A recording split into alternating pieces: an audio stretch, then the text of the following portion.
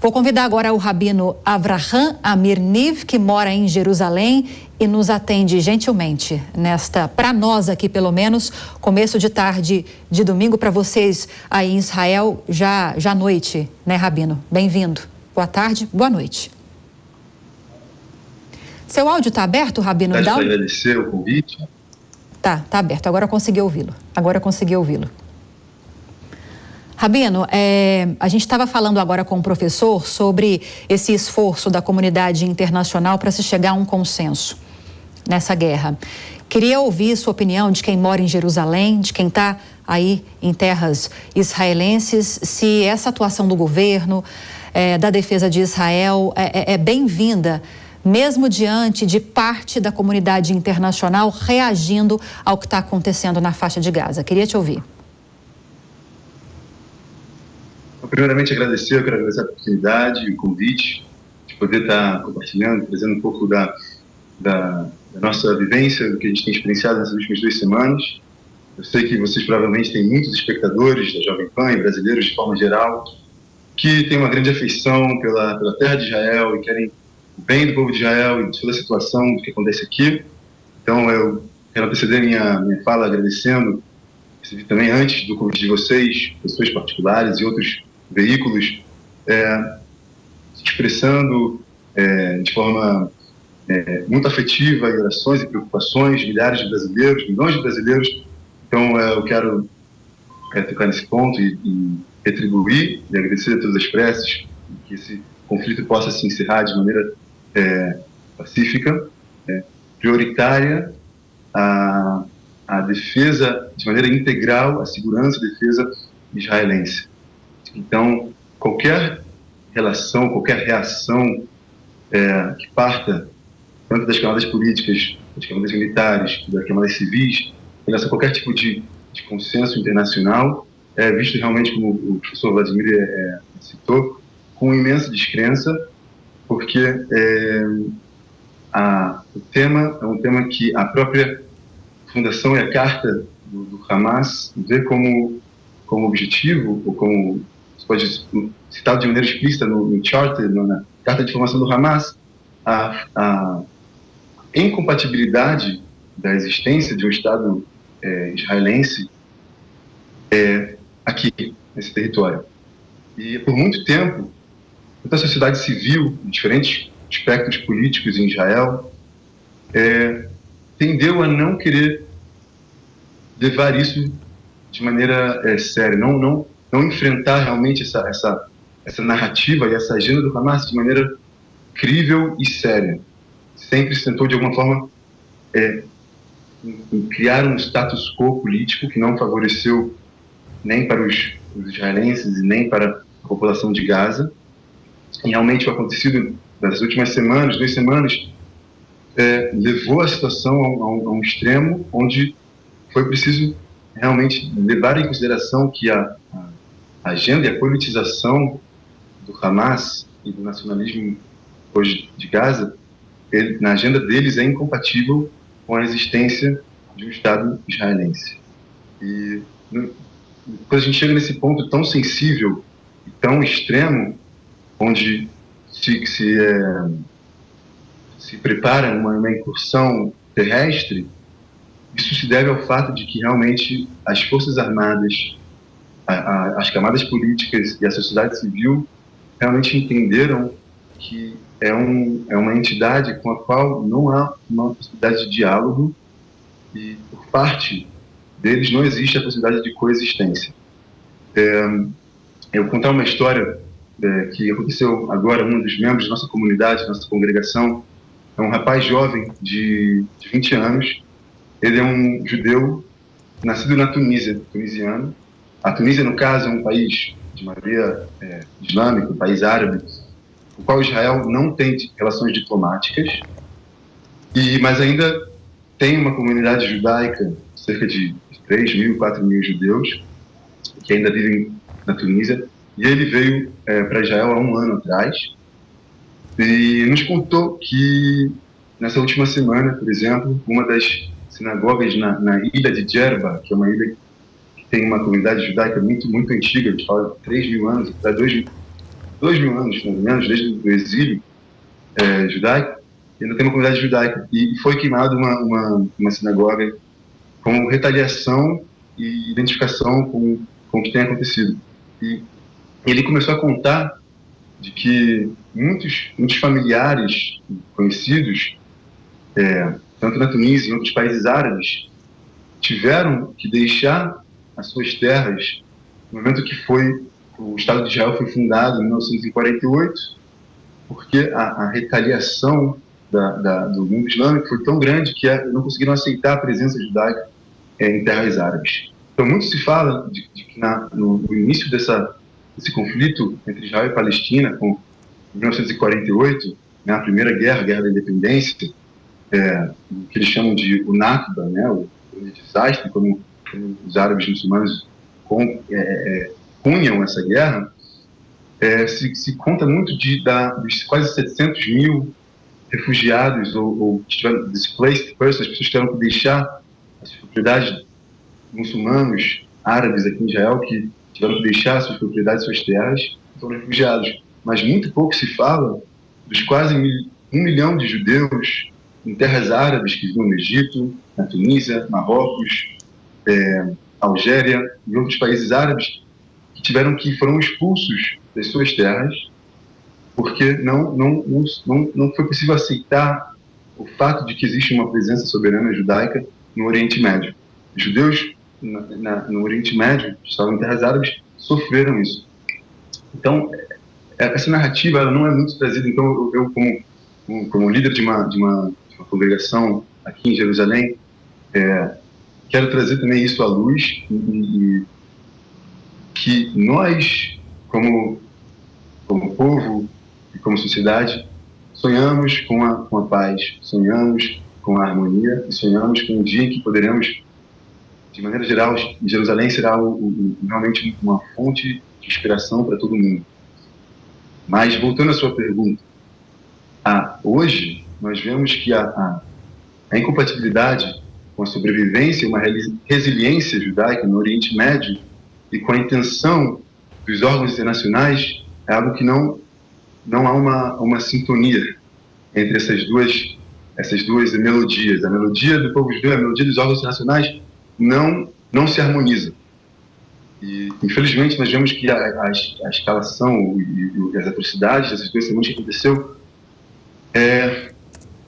mostraram que seria impossível rejeitar ou tentar se desviar de uma solução mais firme. Sim, Rabino, eu vou passar para o Segré, ele tem uma pergunta também. Sim, estava escutando com muita atenção, Rabino, a sua explanação, e fica um pouco difícil interpretar qual poderia ser a saída, porque de alguma forma Israel tem praticamente a obrigação moral de exterminar o Hamas para que não volte a acontecer, não? À luz da história.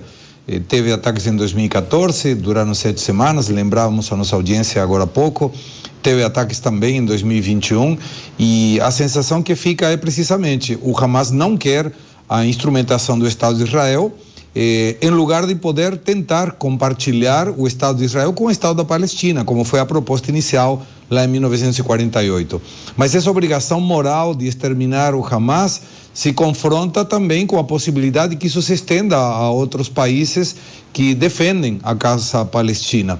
Como o senhor enxerga, então, essa possibilidade de solução? Sabemos que Israel quer a paz, sabemos que foi atacado, mas, de fato, com essa sua explanação, qual você enxerga que deveria ser uma solução que possa trazer a paz nessa região? Obrigado pela sua pergunta, muito pertinente, tocando em diferentes pontos importantes. Eu vou falar do meu papel como rabino, uma pessoa que tem como missão trazer inspiração, trazer uma mensagem positiva, tanto para as pessoas ao meu redor e através dessa oportunidade também para os ouvintes e telespectadores no Brasil. E antes mesmo, estava também em contato com uma outra mídia, um canal independente, internacional, de cunho religioso. E é incrível que eu tive em contato com diferentes pessoas, diferentes espectros religiosos, políticos, de esquerda, direita, e interessantemente todo mundo tem uma certa inclinação, um interesse, uma vontade, quase que inconsciente de estar conectado com Israel, de saber o que acontece aqui. Nós somos um país tão pequeno, o Oriente Médio, por centenas de anos, em chamas, e principalmente na última década, em conflitos civis, banhos de sangue, Síria, Líbano, Iêmen, e de alguma forma sempre o que acontece aqui em Israel traz as pessoas ficam muito magnetizadas e querem sempre saber o que está ocorrendo aqui.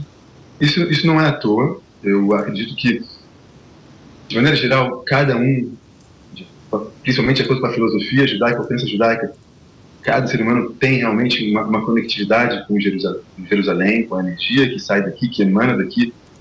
De novo, espero que brevemente nós poderemos ver como essa harmonia, essa paz chegará a todo mundo, e Jerusalém será realmente um foco de luz para todo mundo, busca inspiração e fé. Mas agora, o que você está tocando é entre o dever, seria moral é um nível, ou até mesmo de sobrevivência, porque hoje, claramente, nós vemos que Israel tem mais capacidade material e militar, mas um ataque tão grave como aconteceu pode voltar a acontecer, caso não seja feita uma medida, uma afirmativa que tome conta e tente remediar ou cuidar desse problema de maneira sólida e de longo prazo. E, por outro lado, como você tocou, a capacidade de que se espalhe e toque em toda a região, que já é uma região tão sensível e com problemas tão graves. Então, como já meio que fiz uma pequena prévia na minha resposta de que não há muita opção, não há uma outra opção a não ser realmente a maneira que as Forças Armadas têm tentado chegar ao Hamas, tentando avisar a população do norte de Gaza que vá para o sul, de alguma forma, querendo também que o Egito entenda que o próximo passo é estar disposto a receber refugiados que queiram sair, civis que queiram sair de Gaza. E até então, eu não sei se na Jovem Pan já foi discutido, talvez com outros profissionais que entendem o tema das relações internacionais, a falta de resposta do Egito até o momento de estar disposto a receber civis de Gaza dentro do território egípcio também é uma problemática muito grave. Então, por enquanto, as Forças Armadas de Israel têm tentado evacuar a população de Gaza, deixando com que o norte de Gaza esteja livre para o combate sem a presença de civis. Mas nós vemos que também o Hamas tem evitado que isso aconteça e mesmo impedido que seus cidadãos saiam do norte de Gaza para que isso não passe a impressão de uma fuga ou de uma fraqueza. E você tocou que isso se espalhe para o resto do Oriente Médio. De fato, isso já acontece. Isso já acontece não só agora, como isso já acontece nos últimos anos. As incursões ou mísseis que vêm do Líbano, por parte do Hezbollah, no norte de Israel, é algo corriqueiro, mas sempre de uma forma, o Estado de Israel tentou guardar um status quo imaginário, e é possível aguentar um míssil, um tiro ou uma incursão, que no meu caso, eu estou falando meio que de maneira irônica, não é possível aceitar isso, não é possível viver dessa forma, mas agora é impossível não levar isso a sério. Sim. E continuamos tendo, mesmo no norte de Israel, tiveram na última semana bombardeios por parte do Hezbollah no norte de Israel. Então, na verdade, essas duas frentes já ocorrem. Só que já acontece, o Líbano já está convocado de uma forma, calcula quanto eles vão querer se envolver. A Síria também já está, de alguma forma, participando, mas de maneira muito baixa. Então, é apenas uma questão de realmente... não é algo que nós estamos... Não é uma novidade, Sim. se eu posso me expressar dessa forma. É uma novidade para nós. Obviamente que isso torna uma escala maior, isso exige medidas mais drásticas, tanto da população civil quanto das Forças Armadas. Agora, só para terminar essa primeira pergunta, sim, o que diz respeito a mim, eu estou falando agora por parte das Forças Armadas, eu não sou um comandante do Exército, nem sou um político em Israel, mas como rabino e como uma pessoa de fé, o que pode ser feito, o que deve ser feito? E nós vemos de maneira incrível a comoção e a unificação da população em torno da resiliência e da crença. E essa é uma inspiração que eu quero passar para qualquer pessoa que esteja passando qualquer tipo de dificuldade, em qualquer momento, que é estar apegado a essa fonte de inspiração, saber que no final das contas, o que se vence uma batalha e o que o povo judeu fez no decorrer da sua história de sobrevivência foi através de se apegar à fé. E, especialmente nesses momentos de guerra, você vê que mesmo as pessoas que não têm nenhuma afiliação religiosa, sim. Rabino, que eram até mesmo contra a religião, se conectaram. Perdão. Sim. Eu peço desculpas, mas é porque a gente tem que encerrar agora o programa, o nosso tempo já acabou.